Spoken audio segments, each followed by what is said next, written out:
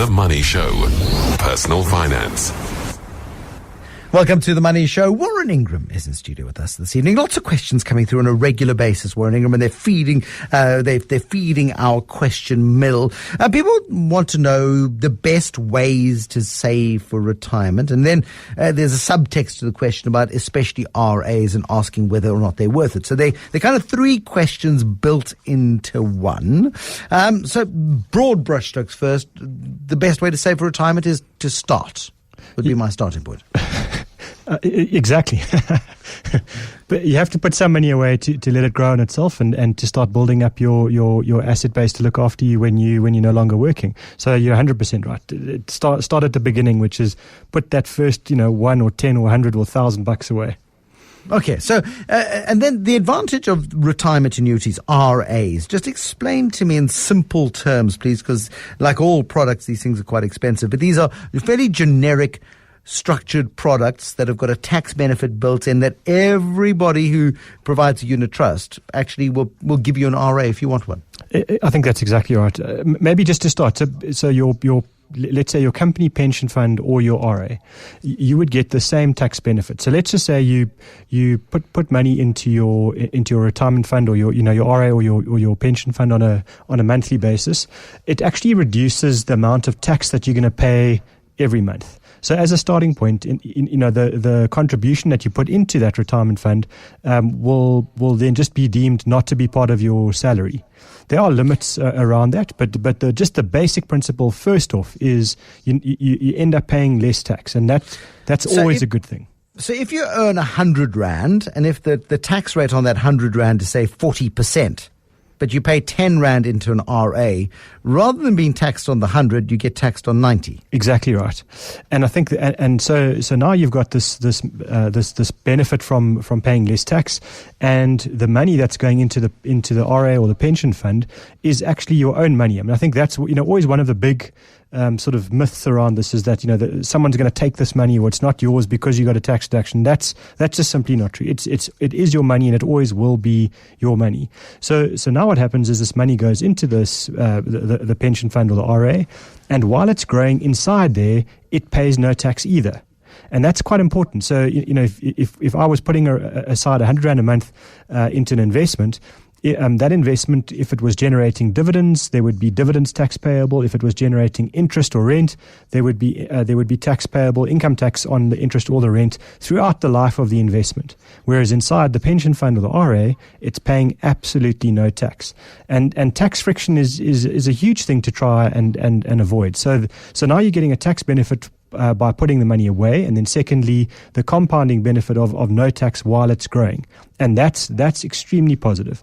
I unfortunately was a bit of a late starter when it came to retirement annuities, and the reason was that the first three financial advisors, who shall remain nameless, who I went to go and see, sold me the idea of a retirement annuity on the basis of the tax break. And it was a case of, even if it doesn't grow, you're ahead because you're putting in money that you would have paid away as tax. And I just thought that was the most rubbish sales technique ever. And I felt I was being sold rather than advised on that basis. Sure, there's a tax benefit, but there is the growth story, which surely has got to be sold. And I think that's where your comment around the unit trust companies kicks in.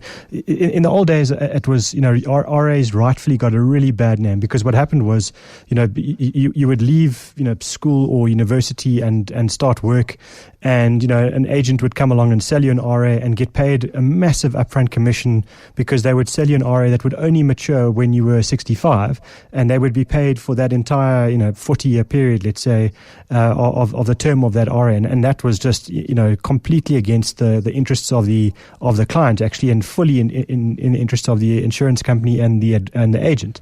But nowadays you can buy an RA via a unit trust company where you would simply pay as you go. In other words, you don't pay any kind of an upfront fee unless you've agreed to pay an upfront fee to your advisor, but you're certainly not going to pay the unit trust company for the RA upfront, and then you're going to pay an annual fee to both the advisor if you're using an advisor, and then to the unit trust company.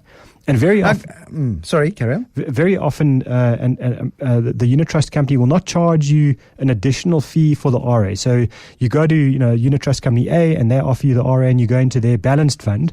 Then you're only paying the fund cost for the balanced fund, and it would be exactly the same cost that you would pay if you went into that fund without an RA. If you just went in normally with your $300 a month.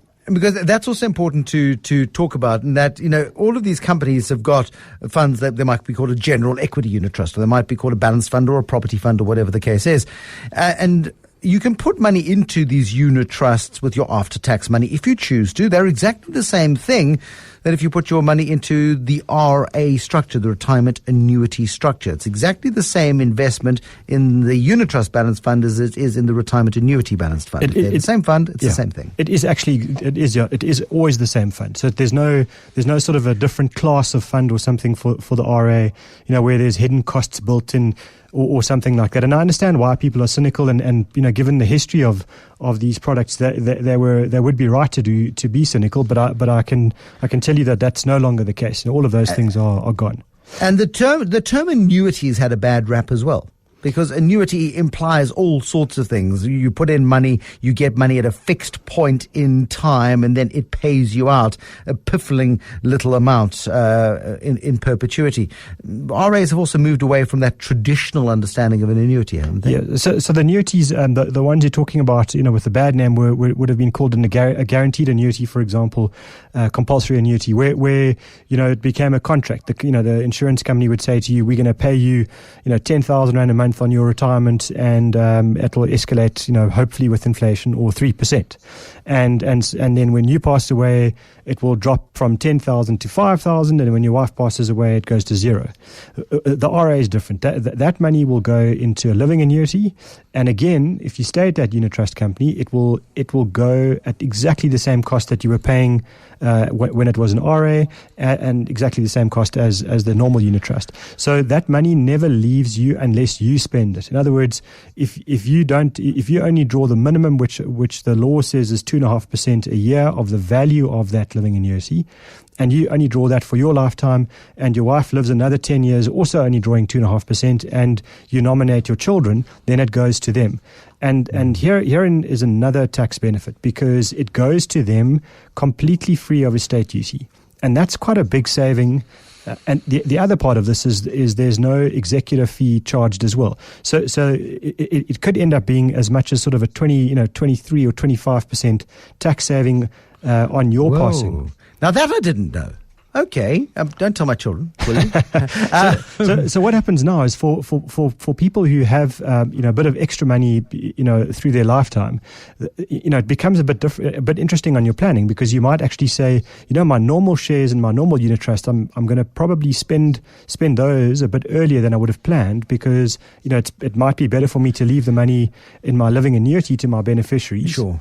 But Bernard has got a more fundamental question. And I was talking earlier about the breakdown of trust in South Africa, and the fact that we don't trust each other anymore. We don't trust our government. We don't trust people with whom we save our money. And this is typical, I think, of many people's concerns around retirement annuities, Bernard, because your question is massively pertinent.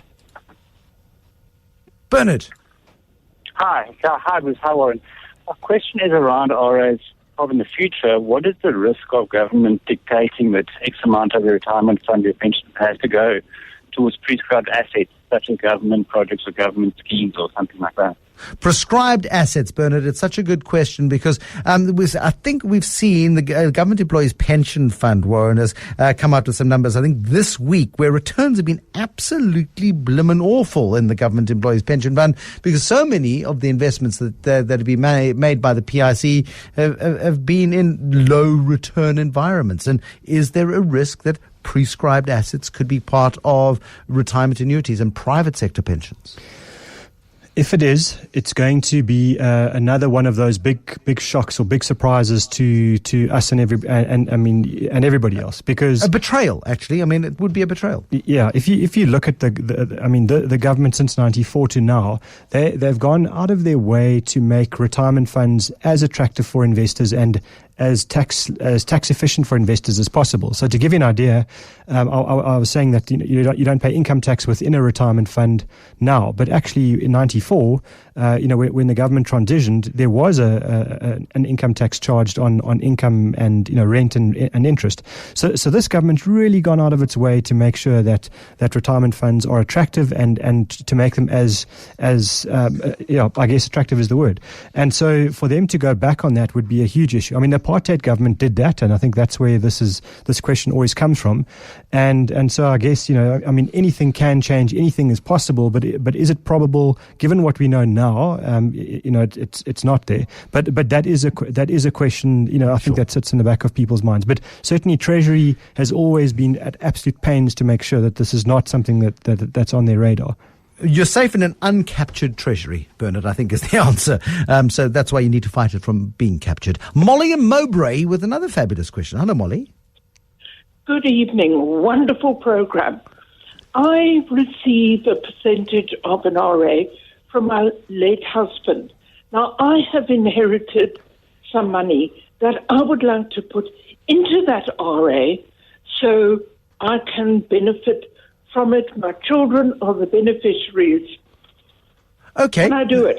Thank you, Molly. I'm over 70. It's a great question. Thank you, Molly, very much. Molly is over 70. She's inherited some money. She'd like to top up her late husband's RA, of which she's a beneficiary. Is it necessary to do it that way, Warren? Well, could you do it another way? The RA would transition now into Molly's name, so that and then she would nominate her kids as the beneficiary of that one. I think if she's earning interest or rent herself, taxable income, then getting the tax deduction from contributing to the RA does make sense to me. But just taking if she's really not in a high tax bracket or any kind of a tax bracket, then it might not make sense to actually put it into an RA. There are other vehicles and other ways of doing that are still reasonably tax efficient for her to give to her kids. Okay. Thank you, Molly and Mowbray, for that question. I'm being slapped on the wrist by Alon, who says you're forgetting about Regulation 28. You can't just invest in any unit trust. I mean, that there is a difference, Alon, between Regulation 28 compliant funds, which limits the amount of money that can be invested offshore in a retirement annuity, right? The two downsides would be that you also cannot put 100% of an RA into shares. So you're limited by the law to 75% of an RA can go into shares. The balance needs to go into cash, bonds, or listed property. And then there is also the offshore aspect of that. So that you're quite right. You can do a maximum of 25% offshore inside an RA. What's interesting is once your RA does retire and you make it a living annuity, that particular issue falls away. So you can have 100% of your living annuity invested in RAND-based overseas investments then. And if you really wanted to, I wouldn't recommend it, but it could be, you also could do 100% in shares, or share unit trusts. Says somebody else, Joe, does an RA automatically become paid up at the age of 55? No. You can access the first portion of your retirement annuity from the age of 55. But that's also then when you start paying tax on the money you take out, Warren.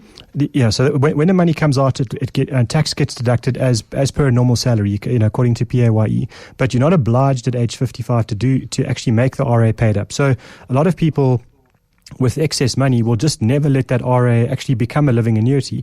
And in the old days, there was a law that said, at a certain age, you couldn't contribute anymore to an RA as well. That's also gone.